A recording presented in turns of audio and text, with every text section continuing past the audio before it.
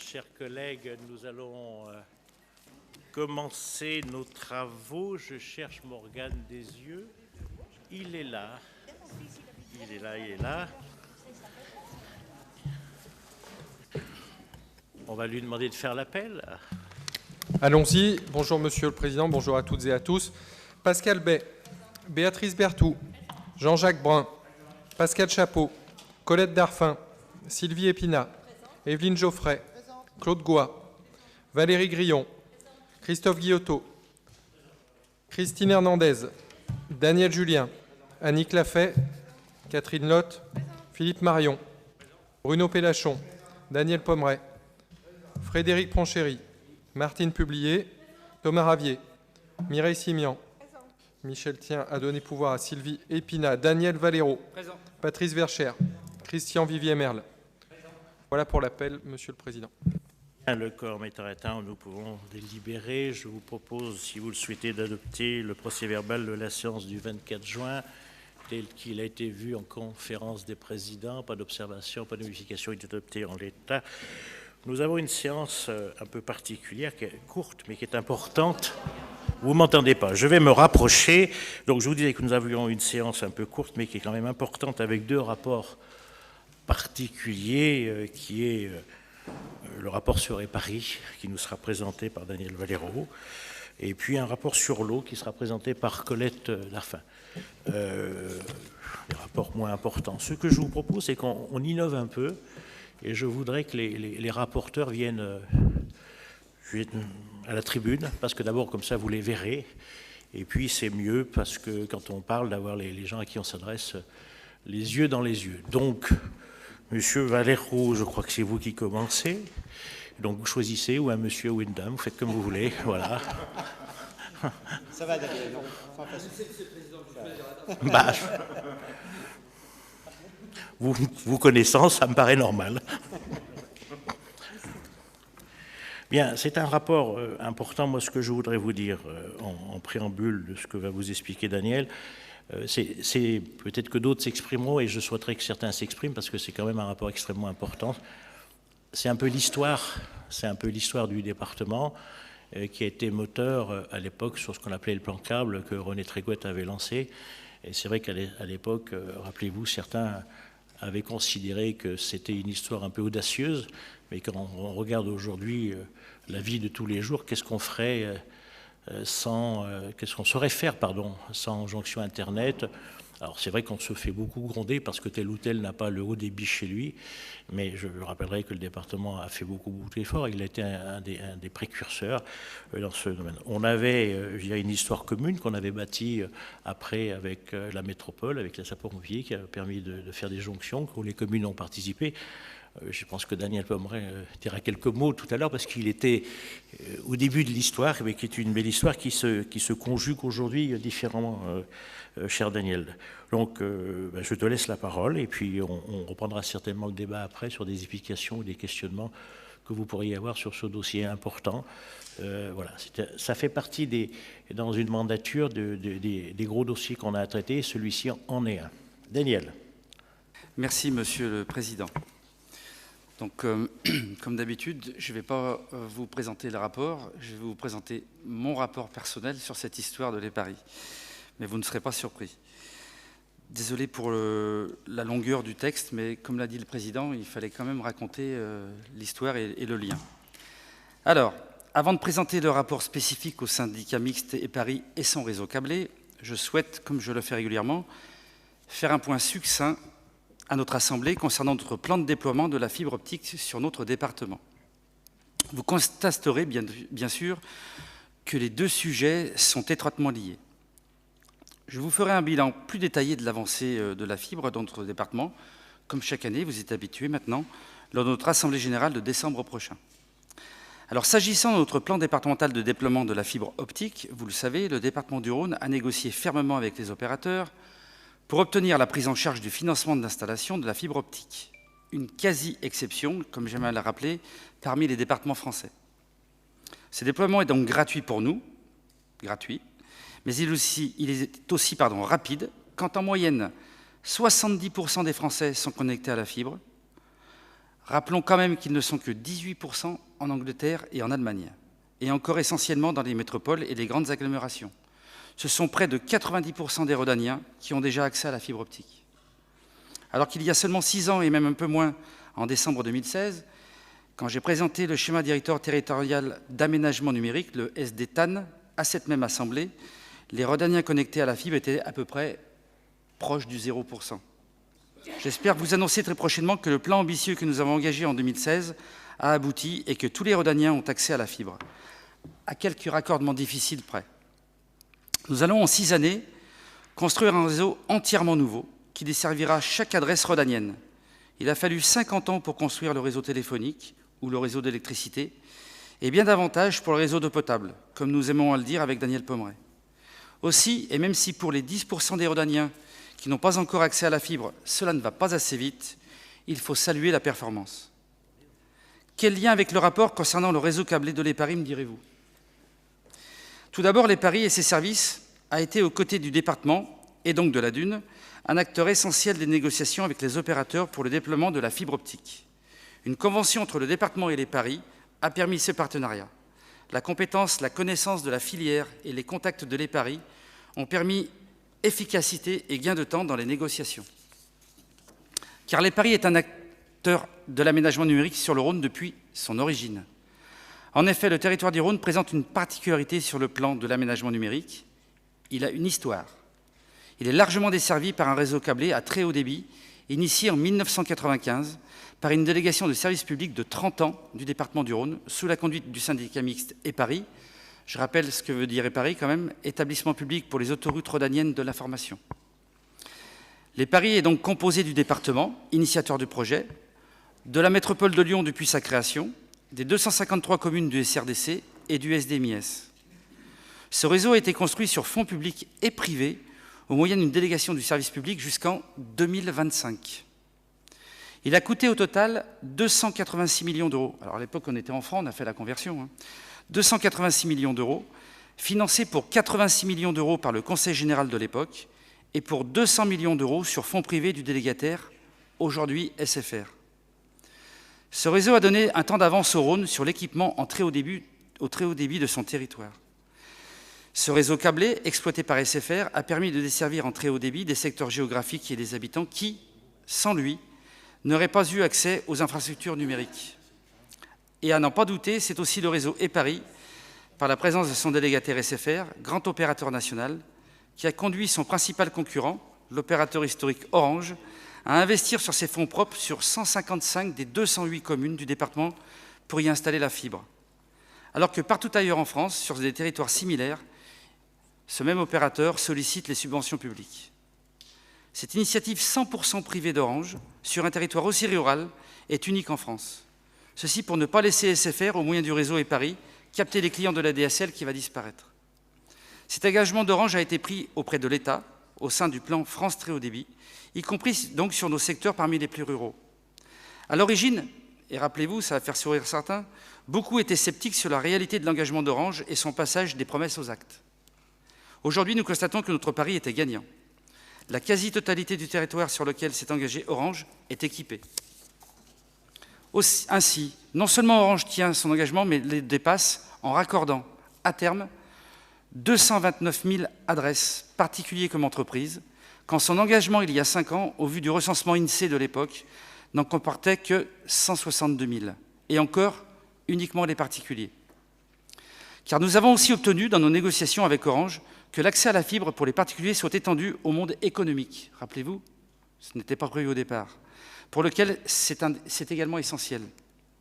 Au total, cela représente un investissement sur fonds propres de l'opérateur historique en centaines de millions d'euros sur notre département. Par cet engagement, Orange améliore, modernise et complète la couverture existante en très haut débit sur 155 communes du département du Rhône, pour les particuliers comme pour les entreprises.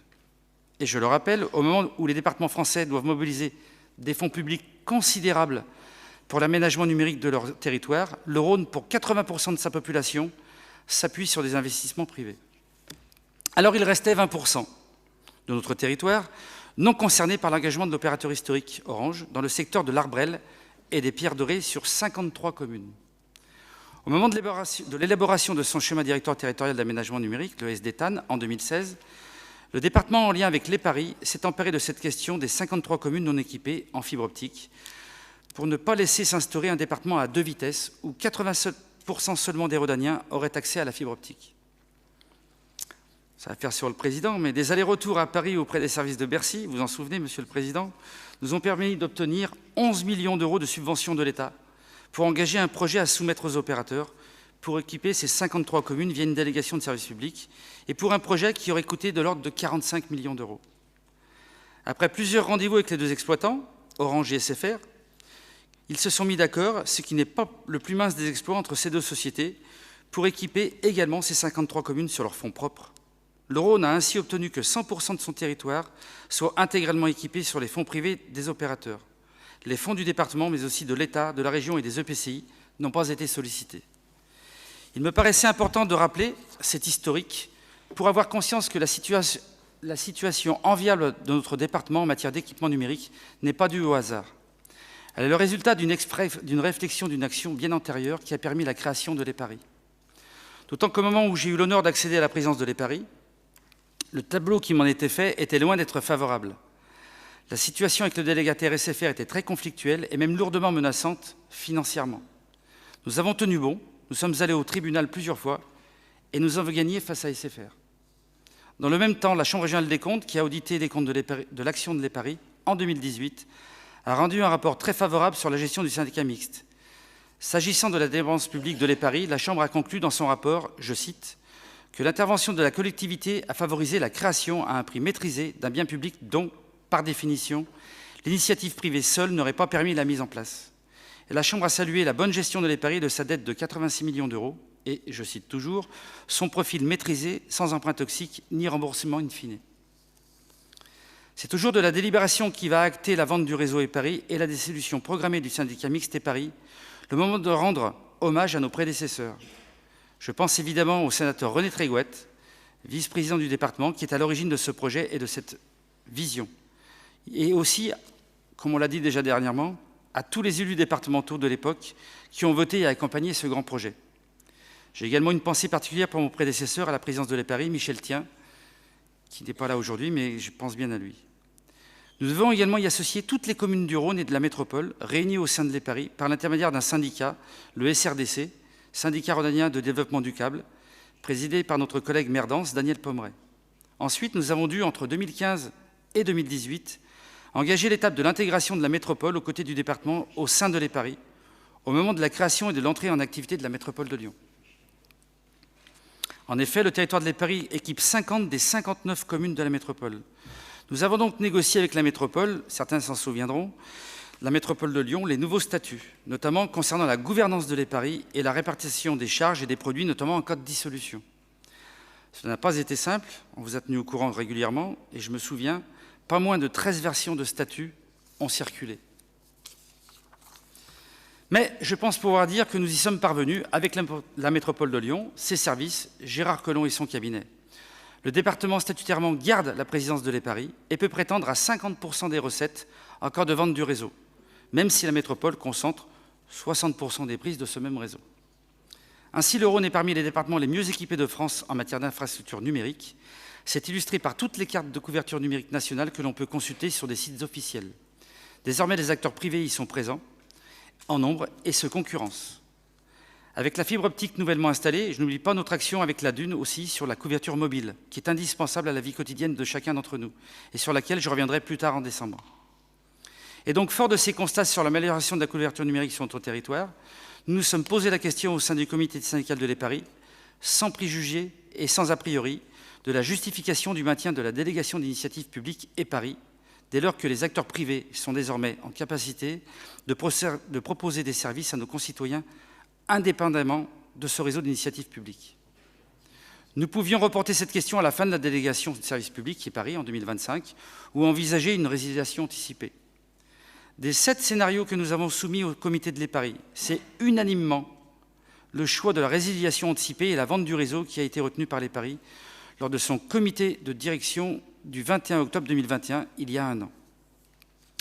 Le besoin ayant conduit l'EPARI à la création d'un service public local de communication électronique n'existe plus aujourd'hui Et les clients du réseau délégué par EPARI se tournent de plus en plus vers les nouvelles technologies tout fibre optique, ce qui fait craindre une baisse significative de la valeur du réseau dans 2 ans, en 2025, au terme de la DSP. La technologie câble de l'EPARI, elle aussi, est en effet amenée à disparaître pour laisser la place à la fibre optique.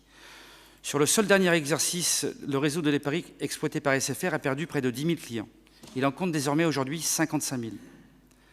Entre-temps, l'EPARI avait pris des contacts auprès des opérateurs susceptibles d'acquérir notre réseau. Ils ont montré une réelle appétence pour acquérir l'infrastructure du réseau EPARI. Et le risque que celle-ci baisse avec le temps, si vous me permettez l'expression, il ne fallait pas laisser passer le train. C'est pourquoi, pour accompagner et conforter notre réflexion, nous avons sollicité fin 2021 France Domaine et sa direction de l'immobilier de l'État. Celle-ci a estimé la valeur marchande du réseau EPARI à 45 860 000 €. Sur la base de cette estimation, le comité syndical de l'EPARI a voté à l'unanimité, le 28 janvier dernier, le lancement d'une procédure concurrentielle de cession du réseau ouverte à tous les acheteurs. 3 candidats se sont manifestés. Après analyse, le comité de l'EPARI du 8 juillet 2022 a décidé à l'unanimité de retenir l'offre d'Infracorp SAS pour 46 millions €. 2 autres candidats, dont SFR, nous avaient fait des propositions moindres. Infracorp s'est engagé à moderniser le réseau tout en assurant une continuité de service. Nous sommes en effet vigilants à ce que l'abonné actuel ne perçoive pas de différence, ni de service ni de prix, au moment de cette vente, et que les services dont il dispose aujourd'hui et dont il peut être satisfait soient maintenus. Nous sommes également attentifs à ce qui concerne les services numériques aux collectivités, en particulier pour les communes. La DSP du réseau du Rhône propose, il faut le rappeler, une gratuité d'accès aux collectivités publiques membres de l'EPARI, le département, les communes, les S2MIS, la métropole. Près de 1200 bâtiments publics l'utilisent quotidiennement, écoles, collèges, bibliothèques, mairies, maisons du Rhône, casernes et d'autres encore. Les collectivités locales peuvent, en plus de l'Internet, y développer des applications utiles à leur administration, comme la téléphonie, le système d'information géographique, le SIG, la vidéoprotection et d'autres. Au fil des années, cette gratuité offerte par le réseau EPARI a permis à nos collectivités plusieurs dizaines de millions d'euros d'économies. La gratuité prendra fin avec la vente du réseau et la résiliation anticipée de la DSP EPARI 2 ans avant son terme normal. Nous avons constaté que la baisse des tarifs, consécutive à l'installation de la fibre sur nos territoires, minorait la valorisation de ces liens. Aujourd'hui, les offres dites en FTTH Pro apportent un meilleur service que le câble à prix compétitif. Ces nouvelles offres sur la fibre optique permettraient par exemple aux services du SDMIS, de la métropole ou du département de raccorder tous leurs bâtiments avec une efficacité supérieure. Pour les communes, la valorisation globale de ces liens gratuits de l'EPARI serait désormais estimée à 900 000 € par an. Elle était autour de 2 millions d'euros par an précédemment. Pour respecter le contrat moral que nous avons auprès des communes de leur assurer un service gratuit jusqu'en 2025, nous recherchons le moyen de compenser financièrement cette perte de 2 ans de gratuité. C'était un engagement pris. Nous explorons en particulier une piste auprès des services fiscaux de l'État. C'est là aussi un sujet complexe et atypique, y compris pour les services fiscaux de l'État eux-mêmes. Nous avons tenu la semaine dernière une réunion avec les services de Bercy pour valoriser au mieux ce produit de la taxe départementale et communale liée à la vente. Nous espérons ainsi pouvoir optimiser davantage le bénéfice de la vente pour notre département, mais aussi pour les communes. Mais je ne peux à ce jour trop m'avancer sur ce point fiscal à l'étude, ne prenons pas de risques, mais nous sommes attentifs, en particulier vis-à-vis des communes. Je le dis sous le contrôle de Daniel Pommeret, ici présent, président du SRDC. La promesse de vente avec notre acheteur Infracorp devrait être signée à l'automne 2022 pour une cession effective à l'automne 2023. Dès la signature de la promesse de vente par l'EPARI cet automne 2022, l'EPARI percevra un acompte de l'acheteur de 50% du montant, soit 23 millions d'euros. Le solde sera versé au plus tard le 31 décembre 2024. Concomitamment devra être résiliée par anticipation la convention de concession qu'il y a actuellement l'EPARI à SFR. Cette résiliation prévue par le contrat de concession de l'EPARI donnera lieu au versement d'une indemnité liée à l'SFR. C'est logique, c'est classique. Bien sûr, SFR défend ses intérêts. Mais il a tendance à aller au-delà de ce que le droit et les comptes qu'il nous soumet chaque année lui permettent d'obtenir comme indemnité. Les discussions avec SFR sont en cours. Nous sommes entourés de conseils rompus à ce type de négociations. Nous connaissons l'état du droit et des comptes de notre délégation. Nous n'hésiterons pas, comme nous l'avons fait systématiquement avec succès dans le passé, à nous en remettre au tribunal administratif en cas de différend persistant avec notre délégataire SFR. La résiliation effective interviendrait après un délai de préavis d'1 an, suivant sa notification. Il nous restera donc encore une année très dense de travail au sein de l'EPARI, avec des sujets techniques, juridiques et financiers à finaliser. À compter de la date effective de la fin de la DSP, le syndicat mixte EPARI n'aura plus d'objet social, provoquant sa dissolution. Dans ce cadre, comme cela est prévu par les statuts de l'EPARI, le département du Rhône et la métropole de Lyon se partageront à parts égales le produit de la vente après déduction de l'indemnité de résiliation versée à SFR. Les statuts de l'EPARI modifiés en 2018 pour permettre à la métropole de Lyon d'intégrer le syndicat en application de la loi MAPTAM a prévu que toute décision stratégique de l'EPARI relative à sa délégation de services publics soit approuvée dans les mêmes termes par les assemblées du département du Rhône et de la métropole de Lyon, qui sont historiquement les uniques financeurs du public de l'investissement du syndicat. Ainsi, cette décision de résiliation de la convention de concession et de cession du réseau, qui appartient à l'EPARI, doit préalablement faire l'objet d'un vote favorable et concordant du conseil départemental du Rhône. C'est l'objet de ce rapport. Je vous précise que la métropole de Lyon, dans quelques jours, le 26 septembre prochain, sera invitée à adopter la même délibération dans des termes identiques. Alors, il n'y aura peut-être pas le même texte que moi, mais la délibération sera la même. Les services de nos deux collectivités se sont rapprochés pour assurer cette cohérence. Ensuite, le 20 octobre prochain, le comité de l'EPARI se réunira et donnera suite. En cas de vote favorable, nous serons amenés, dans 1 an, à finaliser cette procédure. Un rapport sera alors à nouveau soumis à notre Assemblée pour acter la dissolution du syndicat mixte EPARI et le montant de la répartition du produit de la vente de son réseau au profit du département du Rhône et de la métropole de Lyon. Voici donc, Monsieur le Président, mes chers collègues, l'objet et le sens de ce rapport que je vous résume très rapidement. Vous allez me dire, j'aurais peut-être peu dire que ça, mais vous me connaissez, je ne pouvais pas m'en empêcher.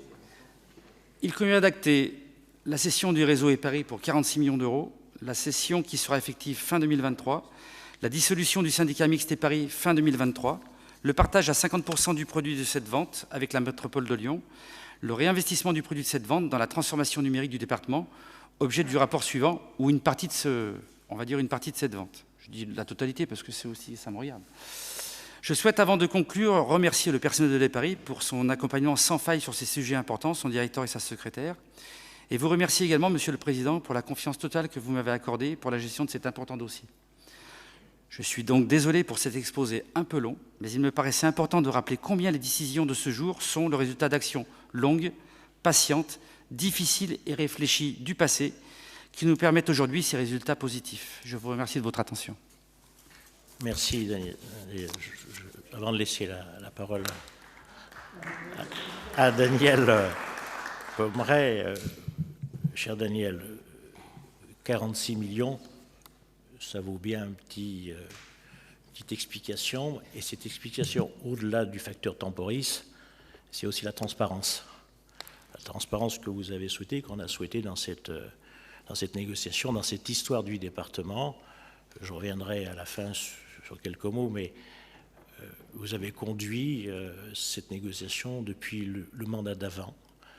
Et c'est pour ça, lorsque je vous ai proposé de prendre la délégation des collèges, j'ai souhaité que vous gardiez cette négociation que vous aviez commencée avec beaucoup d'allers-retours à Paris. Mais aujourd'hui, force est de constater qu'elle aboutit. Mais elle n'aboutit pas tout seul, parce qu'il y a aussi d'autres partenaires, vous l'avez souligné. Et au moment où vous avez cité un nom, je voudrais aussi dire que ce nom est pour moi un nom important. Ces premières négociations, vous les avez commencées avec du temps de Gérard Collomb. Je voudrais le remercier et profiter de ce moment officiel pour lui souhaiter en votre nom mes voeux de prompt rétablissement. Il est dans une période difficile de sa vie, et à titre personnel, j'ai beaucoup de respect pour lui, vous le savez, c'est un ami, mais ce qu'il traverse, je le souhaite à personne. Voilà. Alors Daniel, l'autre Daniel, qui est l'histoire avant toi, je suis désolé, de cette belle aventure, voulait dire quelques mots. Oui, merci, Monsieur le Président. En effet, je rassure Daniel Valero, son exposé n'était pas trop long, parce que résumer 30 ans d'une belle aventure en quelques minutes, c'était tout à fait naturel.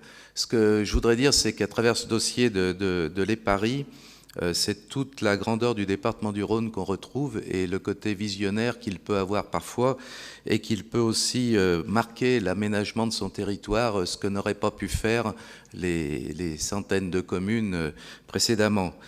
Alors oui, il faut bien sûr des hommes ou des femmes, en l'occurrence René Trégouette, tu l'as cité, qui en 1995 était sans doute le seul dans cette assemblée à avoir un organisateur, un palme on disait à l'époque, vous savez, il passait sa journée sur son truc, tout le monde disait mais à quoi ça sert, et il nous expliquait qu'un jour on s'enverrait peut-être même des mails. Alors vous voyez un peu comme il était pas tout à fait dans son temps, mais bien en avance. L'Assemblée, il a su la convaincre, ce qui veut dire que les élus ont un rôle, parce que vous pouvez avoir des idées et convaincre des élus responsables qu'il faut engager. Alors oui, en euros, ça fait un peu moins, mais en France, ça faisait 500 millions de francs. Et donc, 500 millions de francs, le département n'en avait pas la compétence, c'était les communes. Donc, bien sûr, on est allé demander aux communes ce qu'elles en pensaient, et je ne vais pas dire à l'unanimité, mais à une énorme majorité, aucune commune n'a voulu participer. Parce que, bon, tirer des câbles dans ces communes, ce n'était pas une bonne chose. Donc, on a créé ce syndicat rhodanien du câble, présidé par René Trégouette, dont j'ai pris la suite quand il a cessé ses fonctions. Et ce syndicat a donné mandat à un établissement public où était le département à l'époque, et puis même le SIDER tout à l'époque, mais qui a été remplacé pour le SDEMIS. Et c'est le département qui a porté ce projet ambitieux de dire que dans chaque village de notre département arriverait Internet, arriverait le câble. Je ne dis pas dans chaque foyer, puisque à l'époque, le challenge était que ça arrive dans chaque commune, et bien sûr, dans les communes, c'était surtout les centres-bourgs qui étaient alimentés. Ces 25 ans se sont passés, la technologie a évolué et tout le monde, en effet, au SRDC a bien compris d'abord que c'était normal que le fruit d'une vente éventuelle revienne au département de l'époque, c'est-à-dire aujourd'hui à la métropole et au département, puisqu'on s'est scindé en 2015. Et puis, alors que les communes n'avaient pas investi un centime, il était tout à fait logique que le fruit de la revente, et ça a été voté aussi à l'unanimité du SRDC, il faut le signaler. Le SRDC a bénéficié pendant 25 ans à travers, enfin ces communes ont bénéficié de la gratuité des services, comme le département d'ailleurs et le SDEMIS bien sûr. Le SRDC a apprécié la volonté exprimée pour l'instant de vous, Monsieur le Président, à travers votre vice-président et le président de l'EPARI, de dire que les communes, jusqu'à la fin, pour celles qui le souhaitent, pourront garder la gratuité s'ils restent sur le réseau coaxial de SFR, aujourd'hui et éventuellement un autre demain. Donc ce que je voulais dire, c'est d'abord féliciter Daniel, parce qu'il a eu un cap, il s'y est tenu. Vous félicitez tous pour la transparence. On a toujours été associés, aussi bien sûr, et c'était normal, les services de la métropole, mais le SRDC également. Et aujourd'hui, le dossier est loin d'être clos. C'est une étape extrêmement importante. Tu l'as rappelé, Daniel, dans ton exposé, il va y avoir l'indemnité de rupture, il va y avoir beaucoup de choses à régler, mais je pense que c'est une boucle qui se ferme, c'est le cas de le dire, quand on parle de numérique, la belle boucle numérique que l'on avait, et qui permet aux Rhodaniens d'être des enfants gâtés, des enfants qui ont eu Internet depuis plus de 20 ans quand d'autres n'avaient rien, et qui aujourd'hui ont la chance d'être fibrés totalement sur le territoire. Il suffit de regarder la carte régionale pour voir que dans les autres départements, il y a les agglomérations, les bords d'agglomération, mais qu'il y a des zones blanches énormes aujourd'hui pour la fibre et avec des fonds publics très importants, alors qu'ici, je crois qu'on récupère non seulement le prix de la vente, mais on récupère surtout le fait qu'on n'ait rien mis, ni les communes, ni le département, ni les communautés de communes. Je me rappelle que le premier chiffrage pour la fibre, uniquement pour la communauté de communes dont j'ai le ressort, était de plus de 2 millions d'euros, uniquement pour notre communauté de communes. Et finalement, on est tous fibrés sans avoir mis de fonds publics. Et je crois que c'est une belle réussite. C'est quelque chose, au moment où on va avoir d'autres rapports très stratégiques, par exemple sur l'eau, ou peut-être un jour sur la transition énergétique, où on voit que le département peut avoir un rôle extrêmement important de collectivité visionnaire. Merci Daniel. Est-ce qu'il y a d'autres interventions? Pas d'autres? Peut-être 2 mots pour conclure avant de passer au vote. Je voudrais remercier la direction des Paris, M. Mustafaoui, que j'ai vu qui se cachait quelque part avec toute son équipe, parce qu'il a été l'accompagnant, je dirais le référent dans cette belle aventure depuis le début jusqu'à maintenant. J'espère qu'après il ne va pas s'ennuyer, qu'il restera à nos côtés jusqu'au bout du bout. Je rappellerai quand même pour certains que ce n'est pas une dépense obligatoire. On est d'accord? J'entends quelques petites malices parfois, et ce que tu me disais sur les communes qui ne souhaitaient pas à l'époque voir, je dirais, les fils traversés, c'est peut-être ceux qui s'inquiètent le plus maintenant qu'on s'en aille. On ira jusqu'au bout du contrat, il n'y a pas de souci de ce côté-là, je rappellerai au maire. Et que quelque part le département du Rhône était précurseur, parce que, je vais parler de quelque chose de personnel, mais mes filles habitent à 3 rues derrière, et elles n'ont pas Internet chez elles. Voilà, donc le département a fait ce qu'il fallait, et a été, je dirais, audacieux à l'époque dans une... Et puis cette aventure, elle n'aurait pas pu se faire sans les partenaires. Je me rappelle des premières signatures que j'avais faites sur le déploiement avec Valérie Théron, la directrice régionale, mais je voudrais remercier les acteurs d'Orange qui sont ici, M. Pellicuit avec son équipe. Merci d'avoir accompagné à travers vous. C'est toute l'entreprise Orange que je salue, qui a été un partenaire plus que loyal, un partenaire audacieux, un partenaire... On ne peut pas, pardonnez-moi, ne pas parler aussi des SFR, qui, même si on n'a pas la même vision du droit qu'eux, mais ils nous ont accompagnés, voilà, dans un secteur particulier. Mais bon, j'ai cru comprendre que chez SFR, il y en a qui faisaient, je dirais, du travail, puis il y en a d'autres qui faisaient de la politique. Donc chacun fait ce qu'il a envie dans la vie, mais c'est ainsi. En tout cas, merci à vous tous de cette belle aventure. C'est quand même, je le redis, hein, un rapport à 46 millions. On n'en passera pas tous les jours, et c'est presque 2 collèges. Hein. Alors même si on va partager, parce qu'on est gentil, on est partageur, voilà. Et surtout qu'alors, en fait, c'est un peu ingrat. Monsieur le Président, quand vous dites partager, c'est pas nous deux, hein, c'est Métropole. Oui, ouais, oui. Ouais. C'est un peu ingrat de partager parce que quelque part, mais ça fait partie de la scission. Quelque part, au départ, c'est l'histoire, c'est le département. Hein. Et ça pourrait se rajouter aux 1,7 milliard qu'on a déjà laissé à la métropole sur la séparation département-métropole, mais c'est ainsi, c'est loi. En tout cas, merci à vous tous.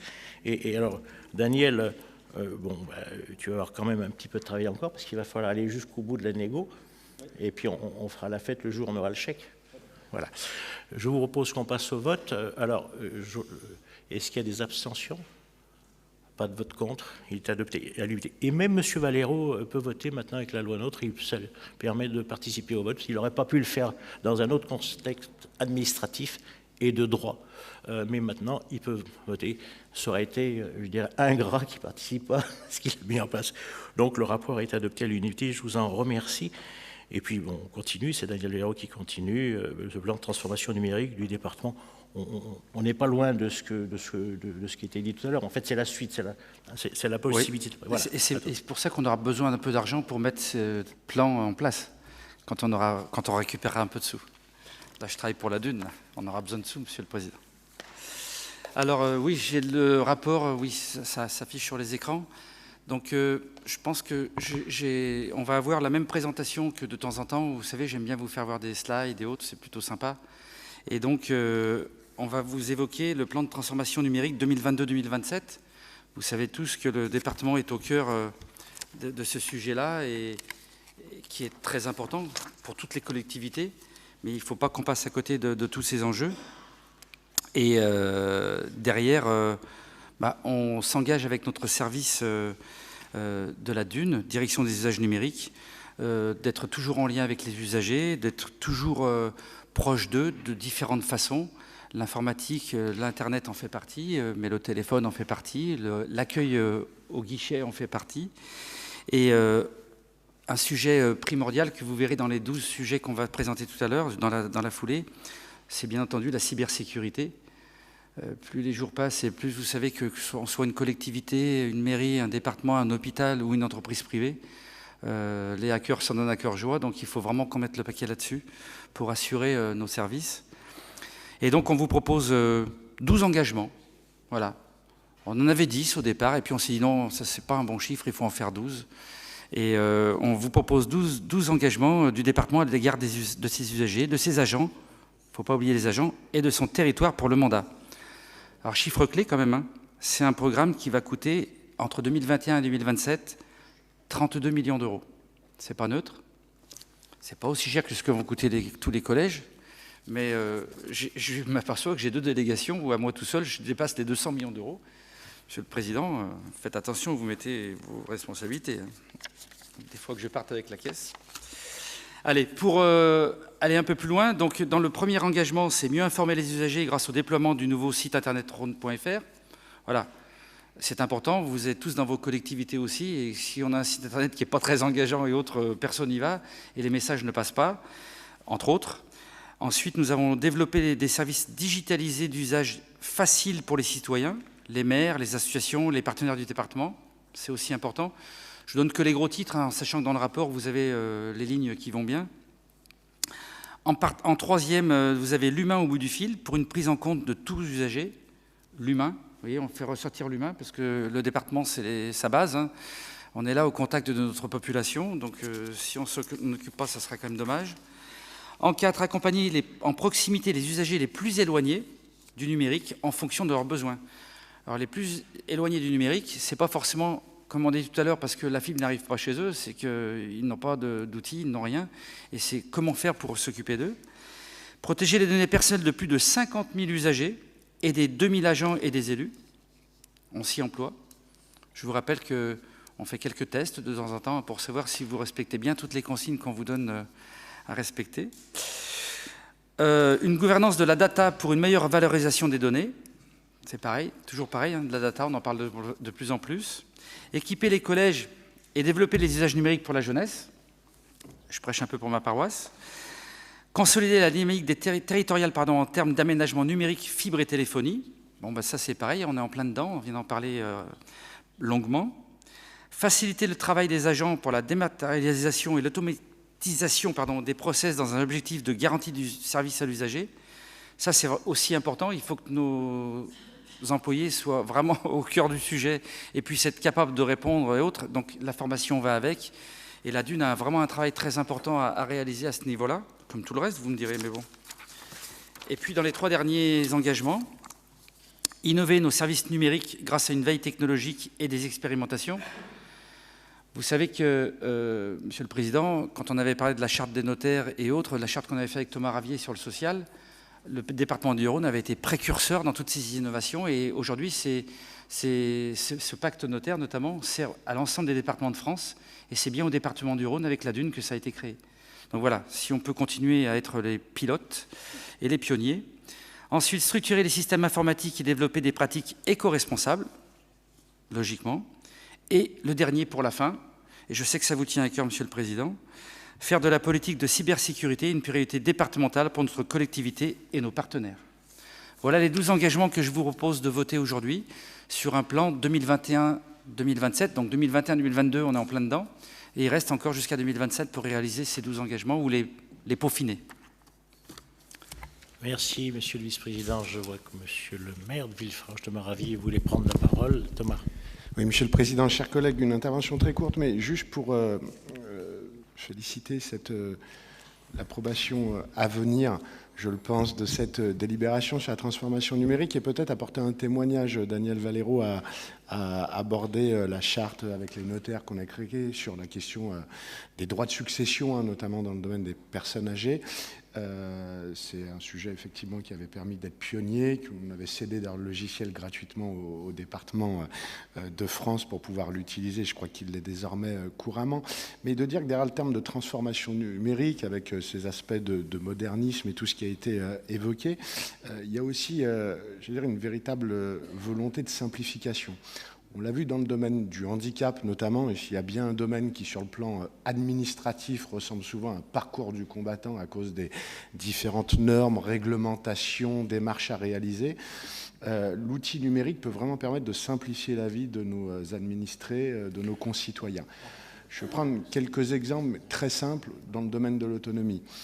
Quand on a mis en place également le simulateur sur l'obligation alimentaire, ça a permis, on a beaucoup de connexions à un nombre d'usagers de pouvoir mesurer cela de leur propre domicile sans avoir à faire de démarches plus complexes, mais surtout avoir une visibilité sur ces questions.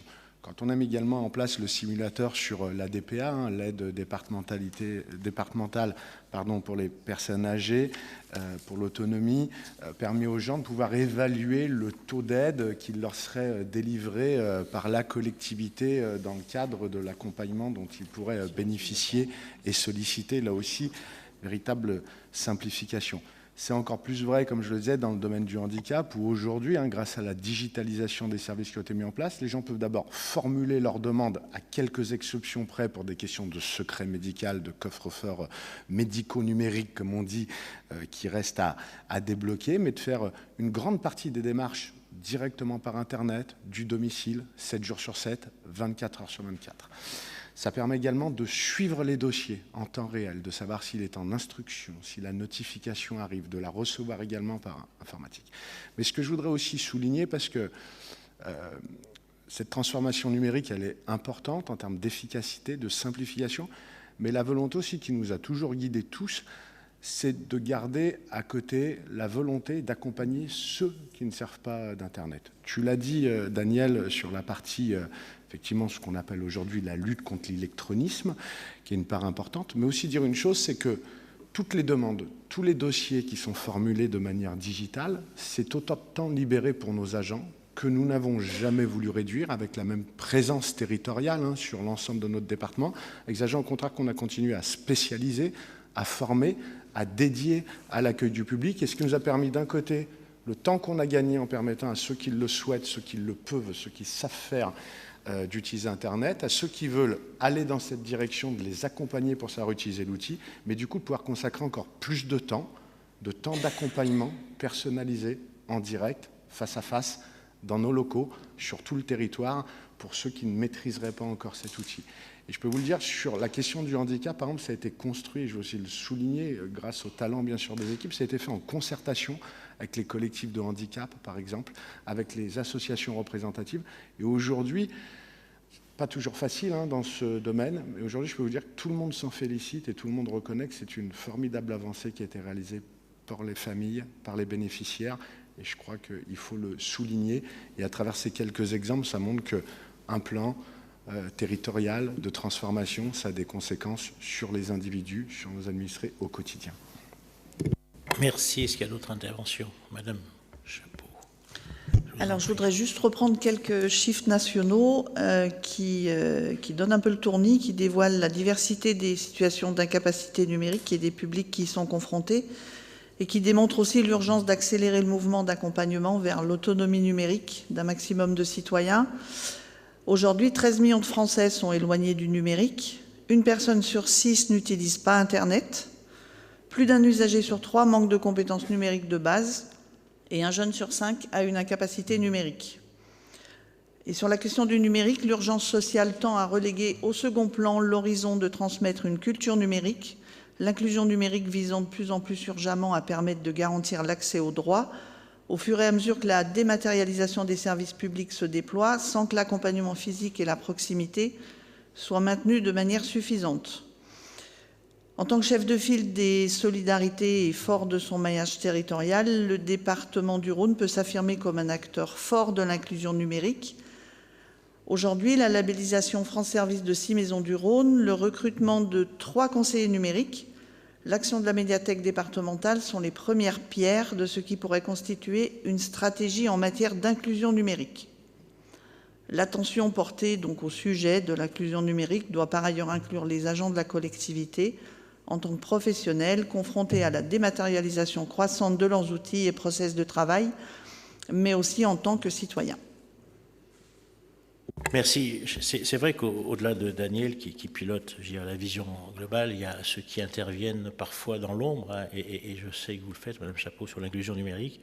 Vous suivez ce dossier qui nous permet, et qui permet surtout aux Rhodéniens qui n'ont pas l'outil numérique, d'aller sur nos territoires, d'aller dans nos MDR, d'aller avec des hommes et des femmes qui contribuent à ce que certains puissent accéder au renseignement. Voilà. Je rappellerai que le département du Rhône a toujours été précurseur.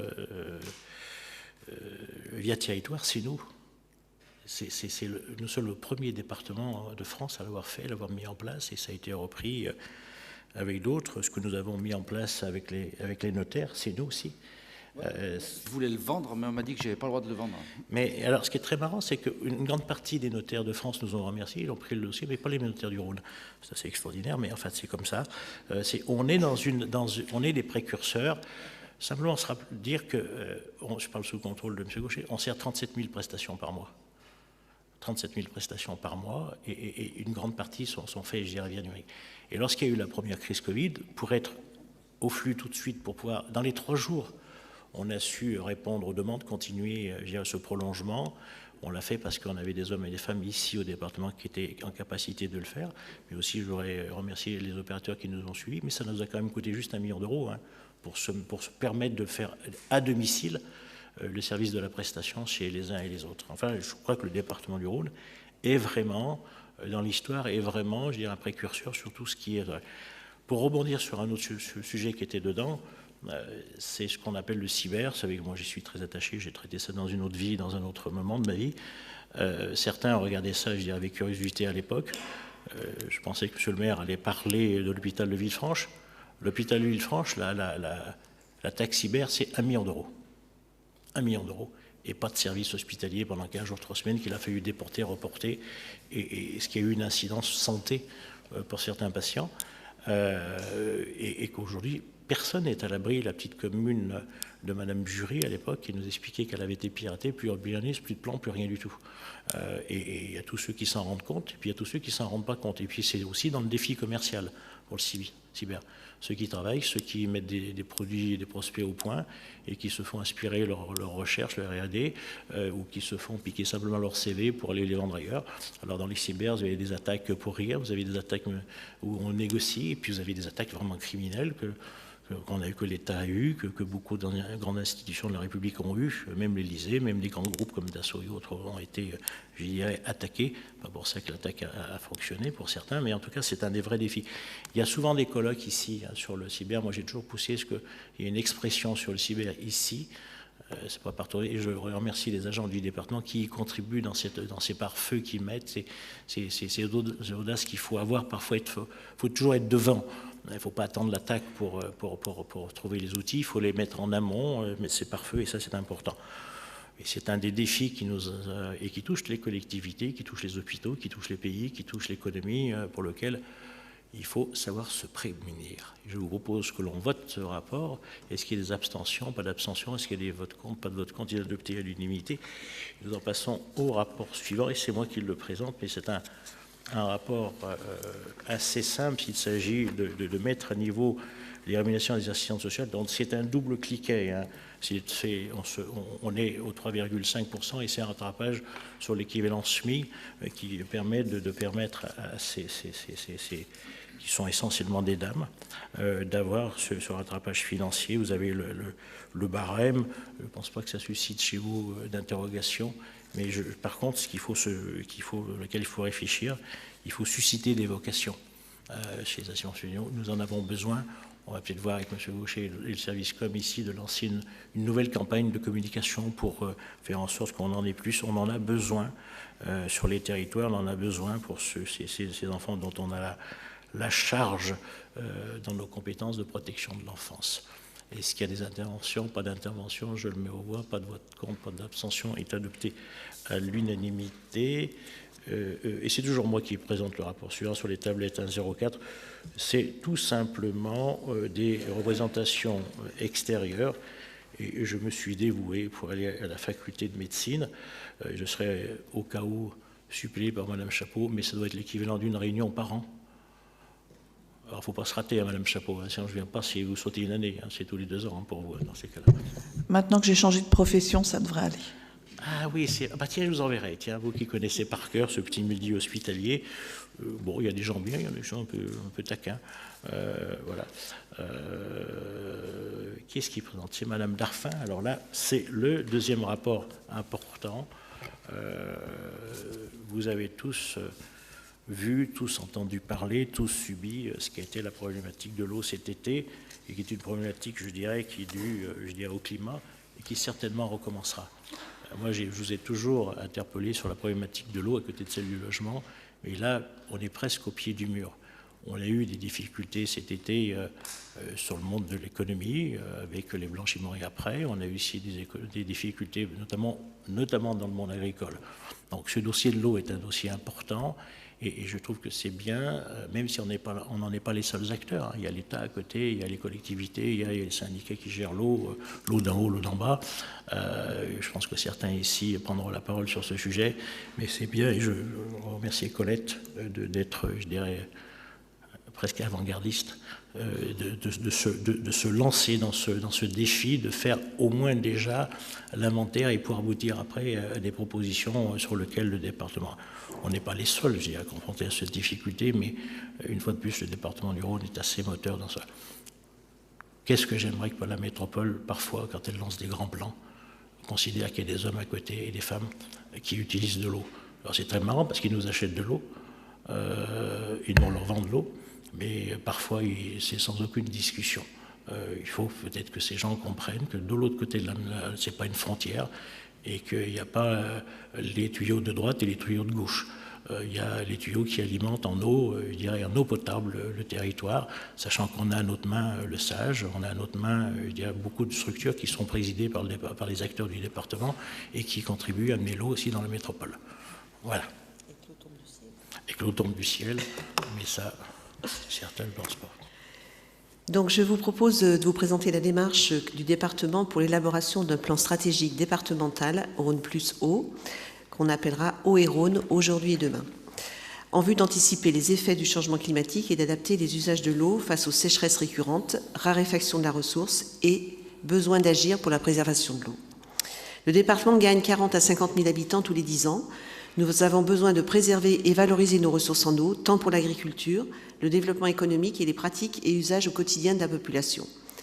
La démarche proposée dans ce rapport a été inscrite dans l'accord cadre de relance et de transition écologique avec l'État, signé en mai 2021, et dans le projet de contrat de plan État-région 2021-2027.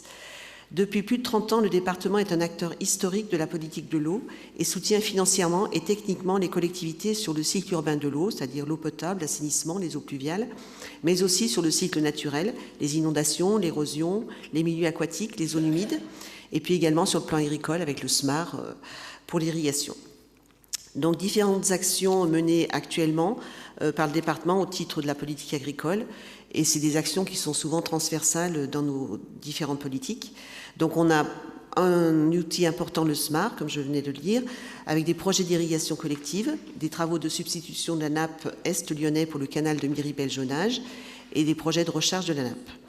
Différentes aides financières d'aide à l'achat de fourrage, un plan de ressources en eau. On a également le PDR avec 1,4 million d'euros entre 2015 et 2021.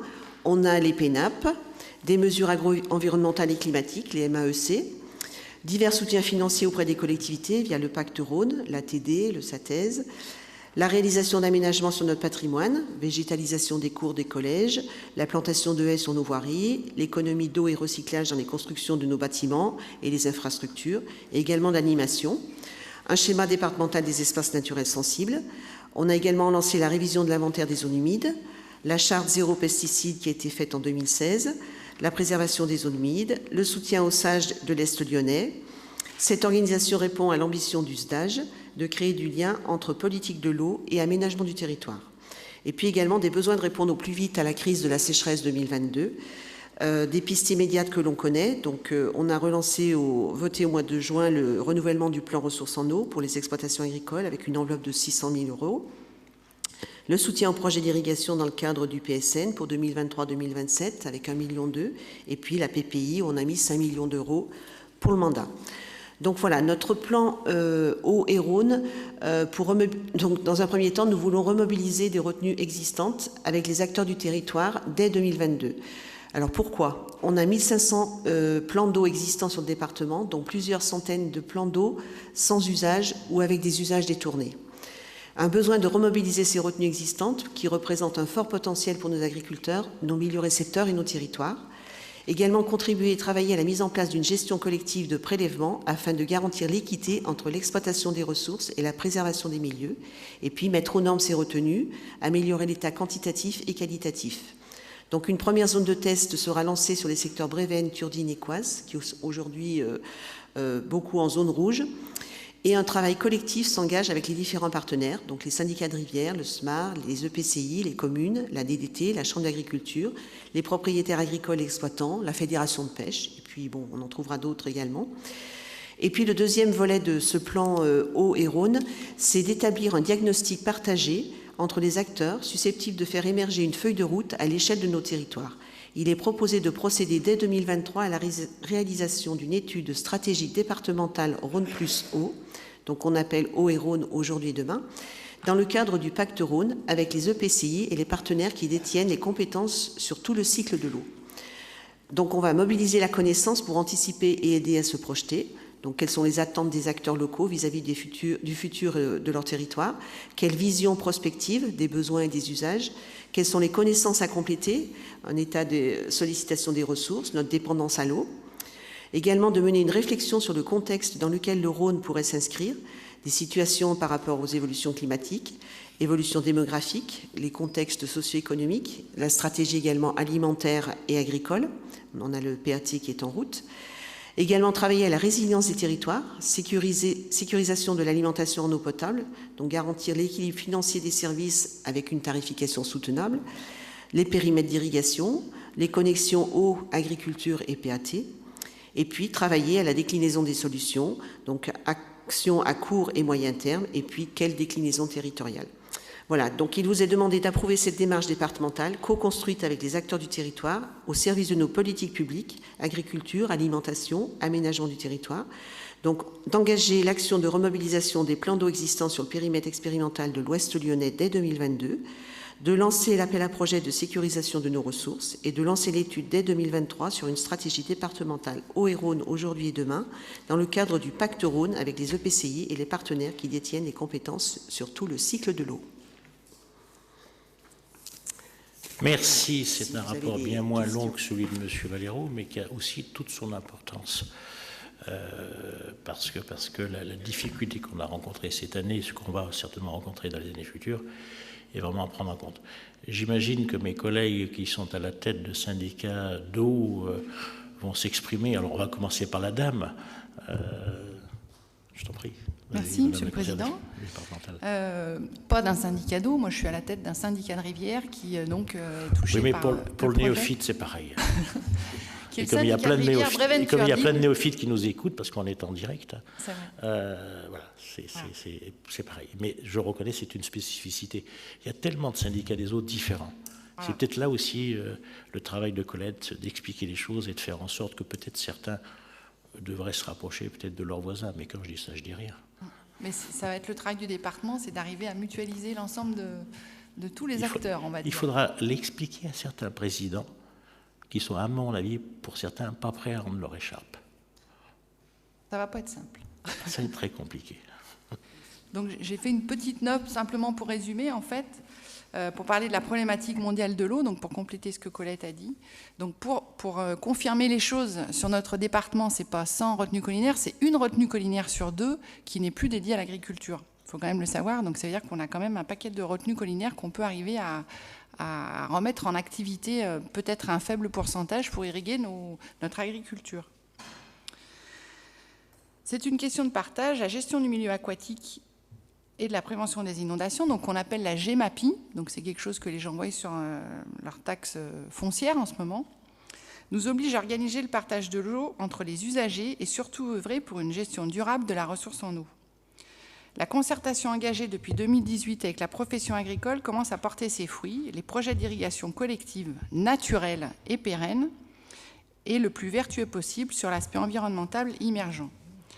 la création de retenues d'irrigation agricole sur les territoires en déséquilibre quantitatif, ce qu'on appelle chez nous les zones rouges, donc ça vous allez en entendre parler, ne trouve plus de financement, alors qu'il y a un véritable enjeu collectif et durable.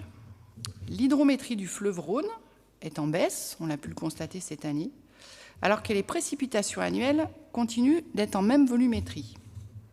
Pourquoi ne pas récupérer l'eau du ciel ? L'accès à l'eau est devenu un véritable droit à produire, aussi bien pour l'arboriculture que pour le maraîchage, que aussi pour l'indépendance fourragère de nos élevages. La profession agricole est en demande urgente de cohésion entre l'Europe, l'État et nous, collectivités. Les syndicats, donc il y en a plusieurs, il y a le SMARC qui est représenté par Daniel ici, les syndicats d'eau potable qu'on a aussi sur notre secteur, et puis les syndicats de rivière, sont des animateurs de concertation et facilitent la gestion des projets. Le travail du département, donc qui est dédié à Colette, en partenariat avec l'ensemble des organismes et syndicats autour de la politique de l'eau, doit être collectif. Désormais, l'eau est l'affaire de tous, dans un contexte à court terme. Qu'on boive ou qu'on irrigue, l'eau est un élément indispensable. Merci. Peut-être Daniel Julien. Oui, alors c'est vrai que, Monsieur le Président, vous m'avez donné une compétence qui est la délégation à l'eau. Et je ne pensais pas qu'elle allait être sur la sellette à ce point-là, après l'été qu'on a vécu, mais ça a eu le mérite de faire prendre conscience à tout le monde qu'il fallait travailler sur ce sujet. Alors on avait heureusement un peu anticipé avec les services du département et Colette, et donc nous sommes en mesure effectivement de présenter ce programme, si on veut, d'action sur cette question.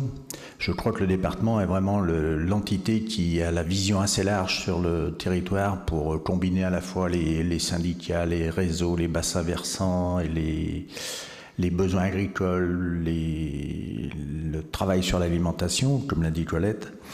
Et donc cette dimension départementale a fait ses preuves dans le passé quand le département avait travaillé sur les interconnexions, etc.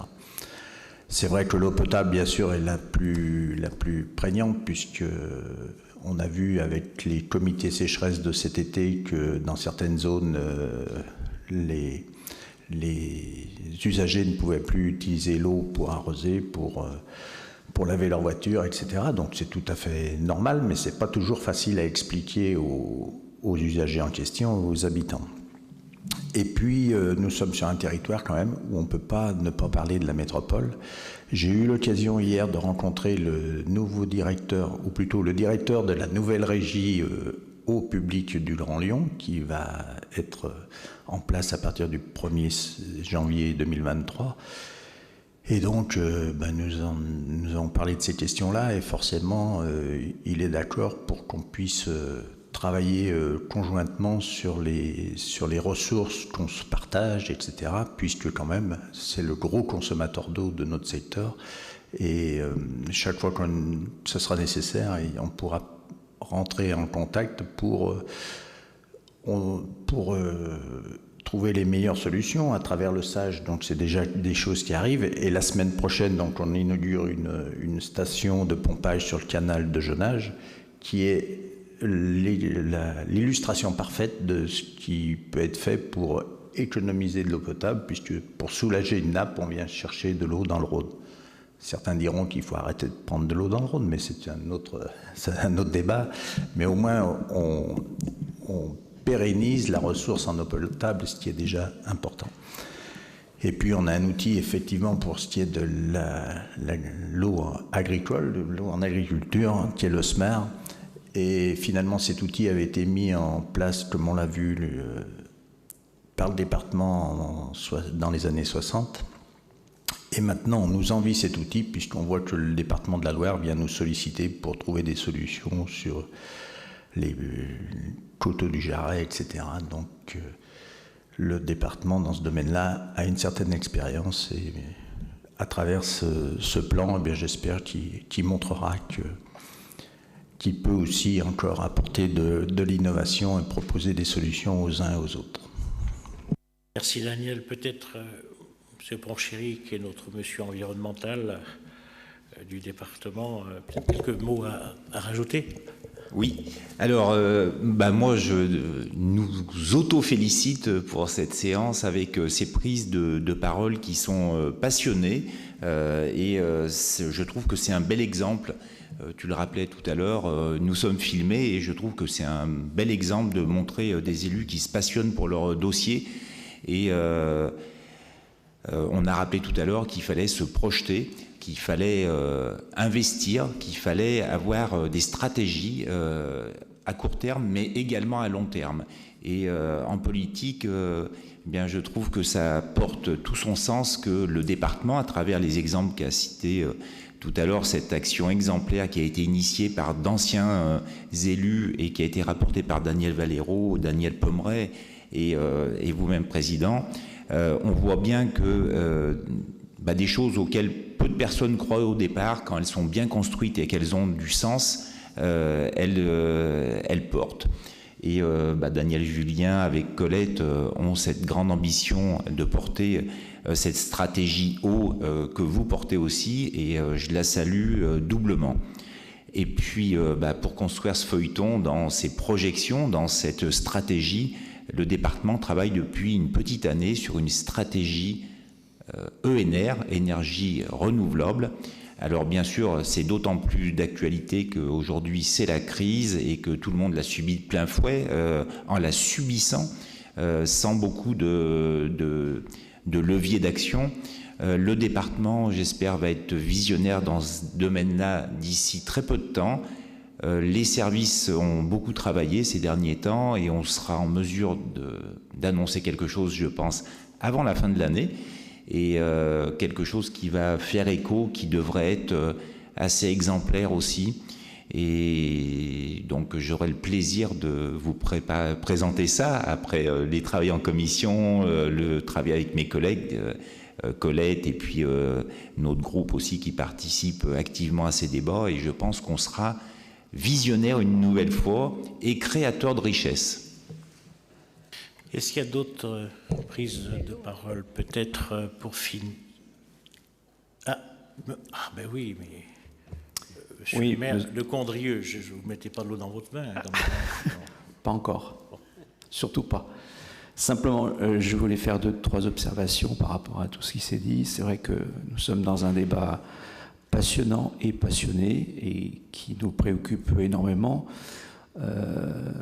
Tout d'abord, écoutez, étant très proche du Rhône, ce que j'ai quand même pu constater, ce que nous avons pu constater, c'est que nous avons eu un étiage de notre beau fleuve sous surveillance pendant cet été, et je voudrais aussi en profiter pour remercier le travail au quotidien qui est effectué par la CNR, puisque ça nous permet de conserver quand même un étiage suffisant. Ceci étant dit, il faut quand même noter que nous avons une diminution de l'activité de notre centrale nucléaire de Saint-Alban. Donc là aussi, ça a été une alerte, donc il faut en tenir compte. D'autre part, dans le cadre de renouvellement de la charte du parc régional du Pilat, auquel j'essaye modestement d'apporter ma contribution, pas plus hier, nous avions une grosse réunion de travail pour travailler sur une stratégie de l'eau, c'est-à-dire de travailler sur cette notion de retenir l'eau à sa source, à travers, par exemple, au niveau des exploitations agricoles, mettre en place des toits qui permettent de récupérer l'eau, mettre en place des citernes avec des systèmes de filtration pour abreuver le bétail, etc.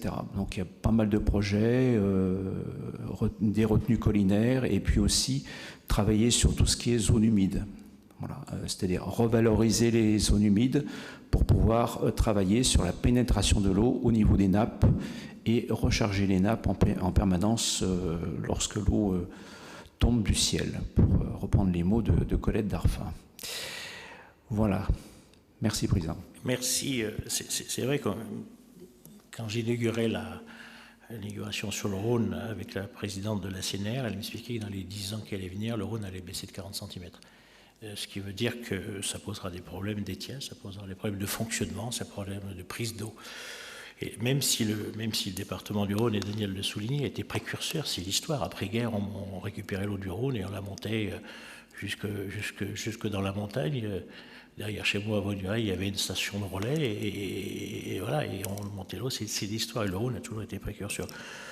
Je ne voudrais pas ne pas aussi remercier la région, dans le cadre du PDR, qui nous accompagne sur la politique de l'eau.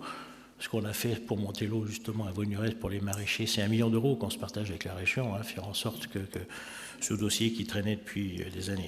Quand vous dites, Madame la Présidente, qu'une retenue collinaire sur 2 ne sert pas à l'agriculture, c'est un vrai problème. Peut-être que Patrice Verchères, l'ancien législateur qu'il était, se dit comme moi qu'il faudrait peut-être que le législateur regarde ce qu'on appelle la réquisition tout simplement, et qu'on n'ait pas, je dirais, ces événements, ces discussions sans fin qu'on a eues cet été avec l'État sur la réquisition des bornes incendie. Je sais que c'est pas facile, mais il y avait au bout des agriculteurs qui étaient en train de crever tout simplement. Donc il y a peut-être aussi une réorganisation. Les retenues collinaires, ça ne sert pas qu'à pêcher la carpe et le gardon. Quand à côté de ça, il y a des gens qui ont besoin de l'eau. Et c'est peut-être là où on devrait... voilà. Donc voilà ce que je voulais vous dire. On est... et peut-être pour finir, monsieur le maire de Belleville, alors j'ai vu cet été que la presse avait raillé Belleville parce que vous arrosiez vos fleurs, mais parce que vous avez été précurseur, c'est l'eau que vous récupérez à la sortie de la station d'épuration. C'est de l'eau traitée, retraitée, et j'ai même été audacieux dans une station, j'ai même bu une fois, parce qu'il montre que l'eau traitée, elle est tout à fait, je dirais, propre à la consommation. Vous aviez dit qu'on était visionnaire, mais être visionnaire, c'est, pardonnez-moi l'expression, c'est d'être au-delà. C'est l'au-delà. Voilà, bon, allez. Ah, il y en a qui suivent. Vous avez tous vu qu'on a fait un petit communiqué de presse, et je remercie la presse qui est ici de l'avoir repris, sur le soutien agricole et départemental, des annonces concrètes de l'État. Alors moi, je veux bien qu'on aide tout le monde, mais je ne veux pas le faire seul, on ne peut pas le faire seul. Et c'est vrai qu'aujourd'hui, il y a une forte demande du monde de l'agriculture, la Chambre d'agriculture, des organisations syndicales, que le département participe, je veux dire, à ce qu'a été l'événement sécheresse. Il n'y a pas de difficulté, on a toujours été présent dans les grands moments, les moments où il y avait trop d'eau, les moments où il n'y en avait pas assez, on a déjà connu ça, et qu'on est dans un accord, je veux dire, avec la région, il n'y a pas de souci, mais simplement aujourd'hui, je mettrai l'équivalent de ce que l'État mettra. Voilà. Ce n'est pas aux collectivités territoriales, aux collectivités locales, de prendre en charge toutes les difficultés, je dirais que le territoire national, je prends une autre casquette, on le subit assez aujourd'hui sur l'histoire des grands incendies. On le subit assez sur l'histoire des grands incendies parce que je peux vous dire que la compensation n'est absolument pas l'équivalent de ce que ça coûte. Je parle devant le contrôle d'un père, d'un sapeur-pompier professionnel, à l'équivalent de ce que... Et je voudrais publiquement ici remercier nos sapeurs-pompiers volontaires. Parce que sans eux, on n'y arriverait pas sur les grandes catastrophes, je dirais, comme on a connu en Gironde. Mais pour la première fois, les feux n'étaient pas là où on les attendait, c'est-à-dire dans le Var et ailleurs. Elles étaient dans des territoires inhabituels, le Jura et même la Bretagne. 60 000 hectares. 60 000 hectares qui sont partis en fumée. Et si on n'avait pas eu nos sapeurs-pompiers volontaires, on n'y serait pas arrivé. Là, on a consommé beaucoup d'eau, c'est autre chose. Et je remercie les agriculteurs qui ont contribué à amener l'eau sur les territoires et faire les tranchées. On n'a pas vu les écologistes là-dedans. Je referme la parenthèse.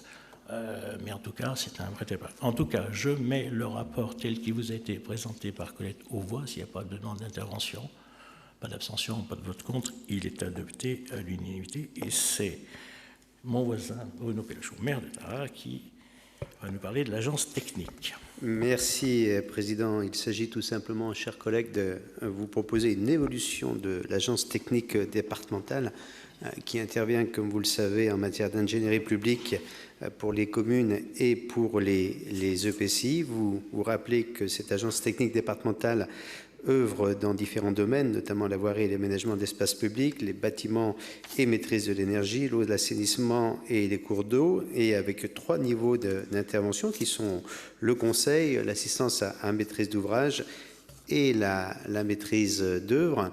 Alors cet ATD apporte, je crois, et c'est reconnu d'une manière unanime, une grande satisfaction aux différentes collectivités qui utilisent ce service, mais aujourd'hui on subit un peu le succès de ce service et on a un afflux de sollicitations et de demandes qui rendent de plus en plus difficile, de plus en plus complexe l'exécution de nos différentes missions, et donc la programmation est incompatible avec le calendrier de réalisation des projets des collectivités. Donc, dans un triple objectif de favoriser l'accès du service particulièrement aux communes rurales qui apprécient donc ces compétences, de développer la capacité d'assistance et d'optimiser les ressources financières, il vous est proposé de modifier le modèle d'accompagnement. Alors, les domaines d'intervention, il est important de préciser, resteront les mêmes, en fonction notamment des besoins des différentes collectivités, mais éventuellement, on pourra élargir ces compétences avec, par exemple, l'ingénierie financière. On est souvent sollicité pour accompagner également les communes en termes financiers. Donc, sur les nouvelles mesures que l'on vous propose, donc le principe de recours au service d'ingénierie seront les suivants.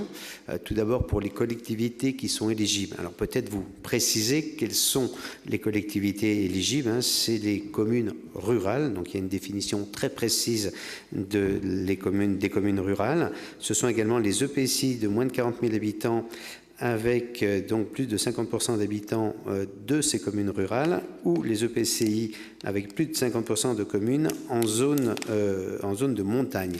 Donc, pour ces collectivités, les missions de conseil seront gratuites. Les missions d'assistance à maîtrise d'ouvrage et de maîtrise d'œuvre seront payantes, avec un coût journalier pour les ingénieurs de 320 € hors taxe et un coût journalier d'intervention des techniciens à hauteur de 240 € hors taxe. Et pour toutes les autres collectivités, l'ensemble des missions sont payantes, avec un coût journalier ingénieur de 400 € hors taxe et un coût journalier technicien de 300 € hors taxe. Sur la nouvelle organisation de l'agence technique, nous allons monter en puissance en doublant les effectifs pour faire face à cette demande importante que j'évoquais tout à l'heure. Donc, ces nouvelles dispositions nous permettent d'offrir un service d'ingénierie à toutes les collectivités, et l'agence technique départementale sera composée donc à partir du 1er janvier 2023 de 16 agents, 4 agents au niveau du pilotage et 12 agents au niveau du pilotage opérationnel, avec un engagement sur le système de régulation des demandes qui nous permettra donc, dans le pire des cas, à conduire les études dans un laps de temps de 12 semaines au maximum. C'est un engagement, et avec un nombre maximal d'études de conseil qui sera fixé à 2 par an et par collectivité. Les communes et les EPCI seront invités à délibérer pour solliciter les services offerts par l'agence technique à partir de ces nouvelles orientations et cette nouvelle convention cadre. La mise en place effective interviendra à compter du 1er janvier 2023. Donc, il vous est demandé de bien vouloir délibérer, chers collègues, quant aux nouvelles modalités d'accès aux services et à la nouvelle organisation de l'agence technique départementale du Rhône, qui comprendra également donc la mise en place d'une régie dotée d'une seule autonomie financière. Est-ce qu'il y a des interventions? Pas.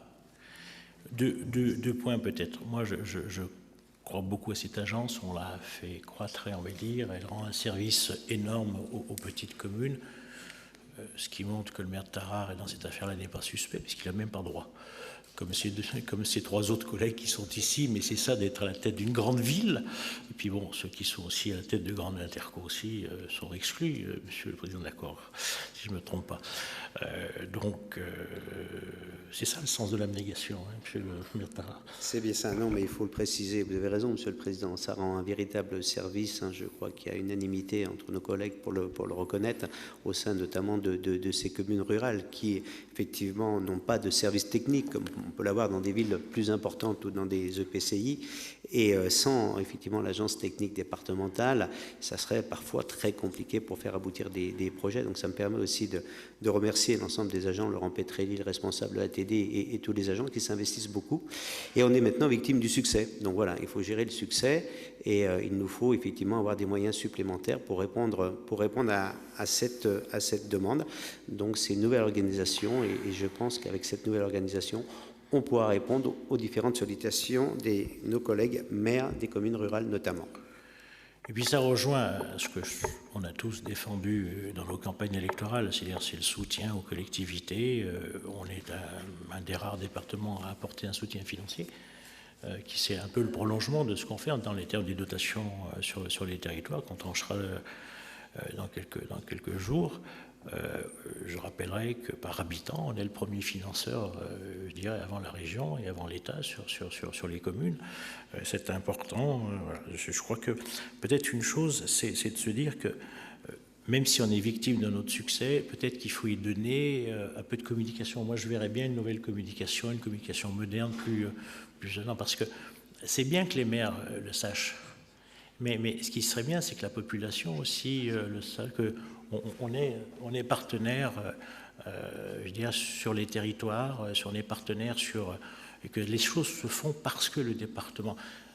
on met des petits panneaux bleus, bon, on n'est pas que nous, c'est pas que nous qui transformons le département de Rhône en schtroumpferie, mais voilà, c'est aussi que le projet n'aurait pas pu se faire s'il n'y avait pas eu d'abord la première étude technique qui a été apportée, et notamment dans les petites communes, parce qu'ils n'ont pas les services techniques. Donc je voudrais bien qu'on ait une vision de communication au-delà des élus qui connaissent, au grand public, parce que voilà. S'il n'y a pas d'intervention... Non, mais je partage effectivement en complément de l'intervention du Président. Effectivement, cette agence est très connue des élus de notre territoire, un peu moins du grand public, et je crois qu'il faut certainement renforcer la communication, mais c'est comme peut-être parfois dans de nombreux services qu'apporte le département, parfois on a une population qui méconnaît ces services, et c'est un peu dommage, et ça me permet d'ajouter, Président, qu'il nous faut aussi donc solliciter la commission consultative des services publics locaux pour qu'elle émette un avis sur ce projet de régie. Bon, il ne vous a pas échappé qu'on va être en train de réfléchir à la réorganisation des services communication, et ça en fait peut-être partie. Peut-être une vision aussi de nos panneaux d'abribus qui ne doivent pas servir qu'à la foire à la saucisse, qui doivent servir aussi pour les grands moments du département, et là où le département a ses compétences régaliennes, qu'on oublie de dire, qu'on oublie de faire savoir. Savoir-faire, le faire savoir, c'est de... Voilà. Alors, je mets le rapport, quand je dis ça, je ne dis rien, quand je mets le rapport aux voix. Pas d'abstention, pas de vote contre, c'est adopté à l'unanimité. Et je pense que nous devons passer au dernier rapport. Et comme je l'ai proposé, Patrice Verchères va venir. Alors, il a le choix entre son partenaire de l'accord ou son binôme. Voilà, donc, voilà, les complices. Voilà, donc, M. Verchères va nous parler routes. Transfert des routes. Ah là, voilà un beau sujet. Merci beaucoup. J'ai l'impression qu'on nous embrouille un peu, là. Allez. Alors, merci beaucoup, Monsieur le Président, déjà de cette introduction. J'embrouille personne, c'est plutôt l'État qui nous embrouille. Donc, cette délibération vise à confirmer le transfert de la route nationale 7 que nous avions exprimé lors de notre dernière réunion Assemblée départementale du 24 juin 2022. Donc je rappelle que suite à la loi 3DS, l'État nous propose au département, mais aussi aux régions, de pouvoir récupérer les dernières routes nationales. Et en ce qui nous concerne sur le département du Rhône, il nous reste uniquement la RN7, puisque les autres routes nationales ont déjà été transférées par le passé. Alors, nous avons eu beaucoup d'échanges avec les services de l'État, mais des échanges plus en partie officieux et en partie officiels. Et il faut bien reconnaître, Monsieur le Président, mes chers collègues, qu'il est assez difficile d'avoir des éléments très précis. Pourtant, il y a un intérêt très fort de transférer ces routes nationales, déjà parce que le transfert porte uniquement sur 38 km, 36 et quelques kilomètres du col du Pin-Bouchin en passant par Tarare jusqu'aux portes de Lyon, et 1,5 km dans le sud du département. Donc, ce n'est pas un très gros transfert en ce qui nous concerne. Néanmoins, nous avions besoin d'un certain nombre d'éléments, et il faut bien reconnaître que nous avons eu de la peine quand même à les obtenir. Donc, quelques éléments quand même sur l'état du patrimoine, de ce qu'on a pu essayer d'obtenir. Il y a environ, sur les chaussées, 44% du linéaire concerné, donc environ 16 km de chaussées, qui ont fait l'objet d'un renouvellement de couches, donc on va dire près de la moitié. Donc là, il n'y a pas de souci particulier. Mais il y a plusieurs sections qui restent très dégradées, notamment la section entre Vindry-sur-Turdine et Tarare. Alors, ce n'est pas forcément de la dégradation, mais c'est la seule 2 fois 2 voies qu'on aurait demain sur les routes départementales avec ce transfert, puisque toutes les autres routes départementales, ça n'existe pas, les 2 fois 2 voies. Donc Tarare fait un peu exception dans un secteur un peu particulier où il y a quand même de l'habitat. C'est même surprenant qu'il y ait encore 2 fois 2 voies, mais bon, en tout cas, des aménagements pourront être possibles. Mais également la section entre Lantilly et Dommartin, en limite avec la métropole de Lyon. Bon, c'est vrai que cette route est un peu moins utilisée depuis la 89, mais bon, c'est quand même une route importante de cette nationale 7. Sur les ouvrages d'art, nous avons 35 ponts, alors pas des grands ponts, hein, on n'a pas les ponts ni de Condrieu ni de Belleville, mais on a des ponts et des murs de soutènement, on en a 33. On peut dire que 25% des ponts ont besoin de travaux urgents sur leur structure et 14% nécessitent un entretien spécialisé urgent. Donc, si on prend la compétence, bien entendu, le département devra supporter ces dépenses. Et 21% des murs, donc des 33 murs de soutènement, ont besoin de travaux urgents sur leur structure. Les candélabres, il y en a 322, mais là c'est pris en charge par les communes, donc on n'a pas de difficulté particulière. Alors vient les moyens techniques et humains qui sont transférés. Donc il faut savoir déjà préalablement que sur le département du Rhône, et c'est à peu près la moyenne, le ratio sur l'ensemble des départements de France, nous avons besoin de 7 agents pour 100 km. Donc là, je rappelle, on est à peine 38 km. Et là, c'est là où l'État n'est pas très clair sur le transfert. Donc aujourd'hui, par rapport à ce qui nous est proposé, par une lettre du 31 août 2022 de Monsieur le Préfet, 3 agents de catégorie B et 9 agents de catégorie C, ce qui porte déjà à 12 agents pour 38 km. Et avec ces moyens humains, le préfet nous indique que pourraient s'ajouter des agents assurant des missions support ou des missions relatives aux opérations d'aménagement. Donc, si on comprend bien, ratio du département, 7 agents d'exploitation pour 100 km. Là, pour le coup, on espère qu'il y a une erreur de la part de la DIRS et de l'État sur ce transfert, parce que ça paraît quand même beaucoup. Ou alors l'État cherche à dégraisser et transfère beaucoup plus de personnel de ce qui est nécessaire pour les 38 km de route, c'est une option également. Ou la dernière option, là c'est un peu plus problématique aussi, ce sont les réels moyens humains qui sont consacrés pour la gestion de ces 38 km de route, ce qui pose la question de la bonne gestion des finances publiques de la part des services de l'État. Voilà, ceci étant dit, je pense que c'est important de le préciser. Toujours est-il que ce transfert porte sur une estimation pour le coût de fonctionnement hors transfert de personnel à 1 390 000 €. Pour le coup, en termes de ratio, on est à peu près correct. Ça correspond à peu près à ce que nous coûtent nos routes par rapport au nombre de kilomètres. Donc restera à déterminer, mais ça viendra qu'après. C'est ça toute la difficulté pour l'ensemble des transferts des routes nationales au niveau des départements de France. Et je crois que l'Assemblée des départements de France n'a pas donné ni avis favorable ni défavorable, mais là aussi, un peu, non pas d'inquiétude, mais quelques questionnements pour ce transfert des routes nationales. Donc, au même titre que certains départements ont pris la décision du transfert, parce qu'il faut prendre cette décision avant le 15 octobre, je crois. Donc, je vous propose, malgré qu'il y ait quelques interrogations encore sur le transfert, d'accepter ce transfert de la route nationale 7, qui aura au moins quelques opportunités de la transférer, ne serait-ce pour des problématiques liées notamment à l'activité économique sur le parcours de cette nationale 7, puisque la DIRS a des avis souvent très défavorables sur de nouvelles entrées ou sorties de la route nationale 7 vis-à-vis des zones industrielles, donc ce qui pose parfois des problèmes. C'est une doctrine un peu sévère et un peu arc-boutée. Et puis, ça permet de finir complètement ainsi le transfert des routes nationales, puisqu'il y avait eu la nationale 6, la nationale 86 également, qui ont été transférées. Donc, c'était les derniers kilomètres. Et c'est vrai que pour le département du Rhône, ça représente peu de kilomètres à transférer. Donc je vous propose, Monsieur le Président et mes chers collègues, de nous donner un avis favorable pour ce transfert. Merci. Est-ce qu'il y a des interventions? D'un mot peut-être. Vous avez vu que sur le rapport, j'ai mis une forme de conditionnel quand même.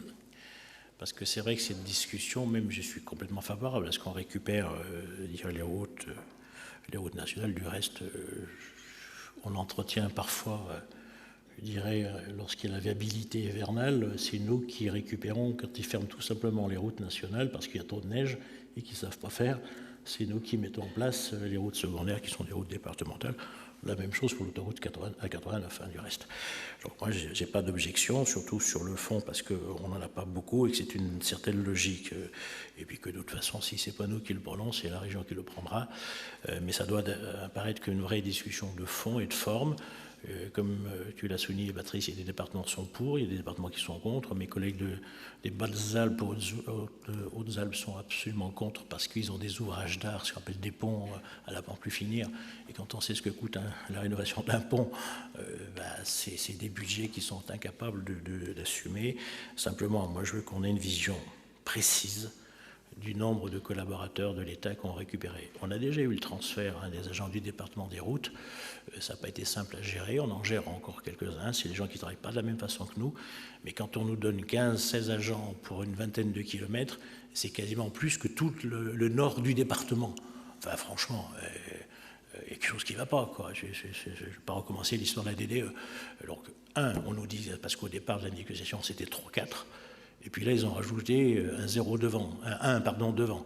Donc on est à 13-14, et puis des savants, ceux qui sont, vous savez, ceux qui ont le tampon, et dont une partie qui sont dans la Loire. Alors tout ça, j'ai l'impression qu'on nous fourgue ceux de la Loire. Donc je veux qu'il y ait une vraie discussion honnête avec l'État sur les collaborateurs, le transfert des agents que ça engendre.